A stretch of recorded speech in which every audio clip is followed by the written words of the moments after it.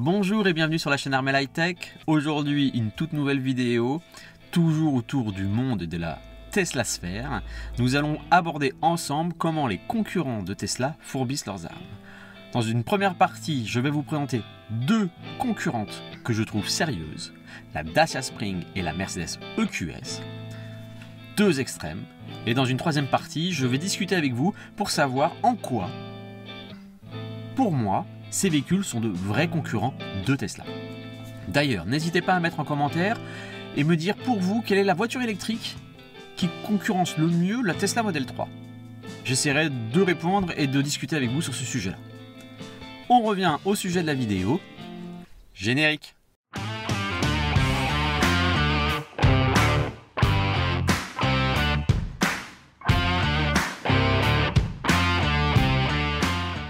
Dacia introduit le low-cost sur le segment de la voiture électrique avec une autonomie WLTP de 230 km.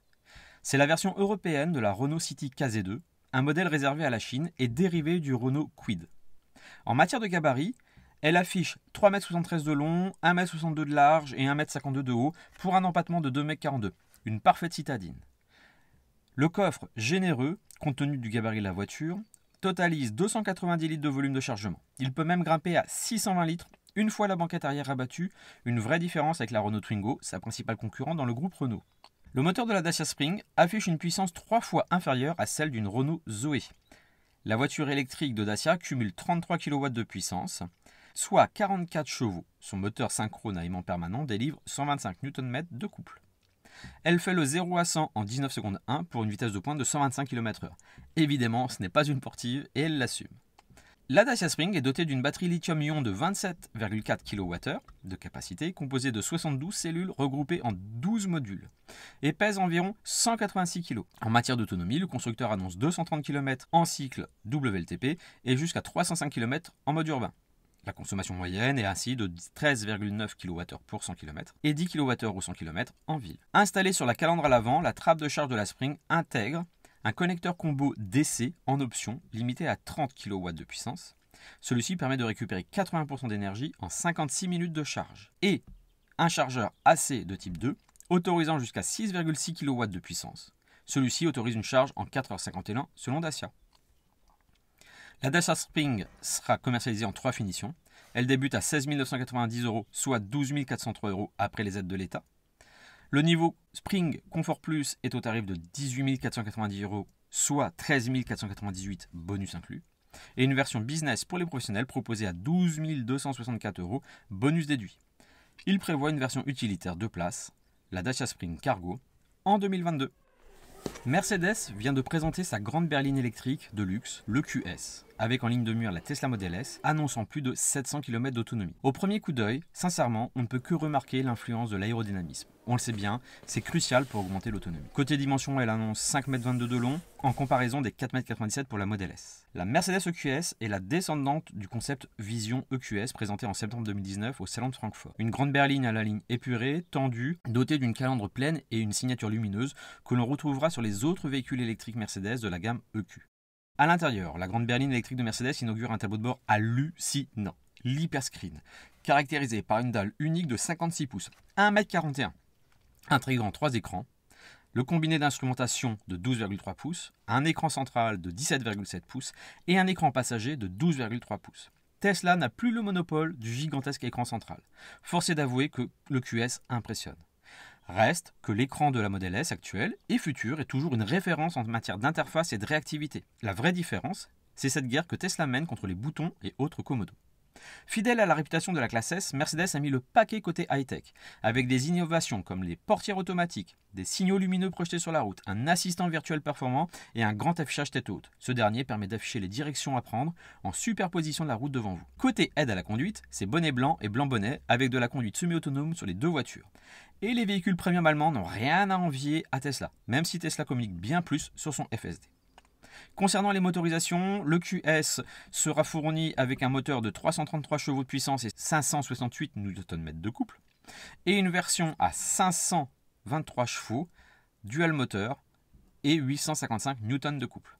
Dans les deux cas, la vitesse est bridée à 210 km/h. Mercedes annonce des 0 à 100 de 6 secondes et 4 secondes 3, ce qui reste très respectable, mais bien loin des chiffres avancés par Tesla.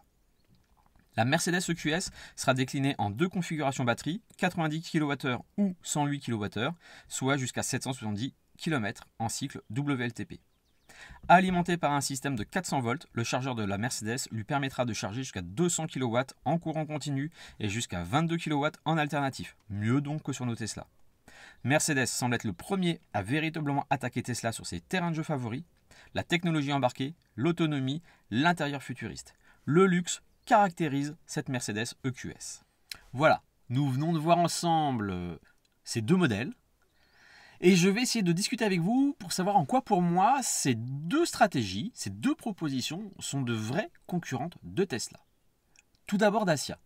Tesla n'a jamais caché sa stratégie de proposer au public des voitures électriques abordables, car pour Tesla, sa stratégie, c'est de favoriser le changement de modèle énergétique mondial, d'arrêter d'utiliser des énergies fossiles comme le pétrole, et de promouvoir les énergies renouvelables. Et dans la tête d'Elon Musk, il nous l'a toujours dit, il l'a toujours partagé, que pour favoriser le développement des énergies renouvelables, il fallait développer la voiture électrique. Eh bien, je trouve que dans cette stratégie-là, finalement, Dacia nous propose l'offre la plus abordable et globalement sérieuse. Certes, il s'agit d'une citadine, son autonomie reste réduite, mais une citadine sérieuse, globalement bien équipée, à 12 000 €, il n'y a rien de comparable sur le marché.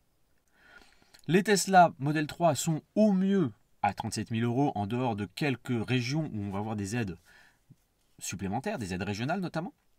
Les concurrentes vont être au mieux autour de 25 000 €. Mais là, pour 12 000 €, franchement, il n'y a pas plus abordable. Et là, je trouve que Dacia répond pleinement à cette stratégie que souhaite Elon Musk. Pour moi, Dacia concurrence vraiment Tesla sur le marché des voitures abordables. On attend la proposition d'Elon sur la Tesla Model 2, même s'il ne veut pas qu'on l'appelle comme ça. Mais sur ce point, moi je mets un gros pouce bleu à Dacia. Et maintenant, la Mercedes EQS.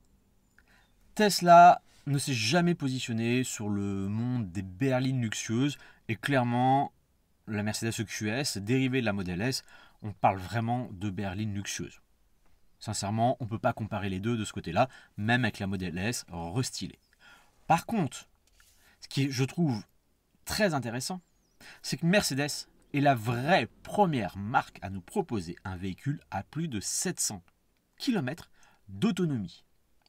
Dans une voiture des plus sérieuses, technologiques, avec un multimédia franchement qui ne détonne pas par rapport à la technologie Tesla, et que ce soit Audi, BMW pour l'instant, Volkswagen, personne n'a réussi à proposer une voiture capable d'atteindre les 700 km d'autonomie.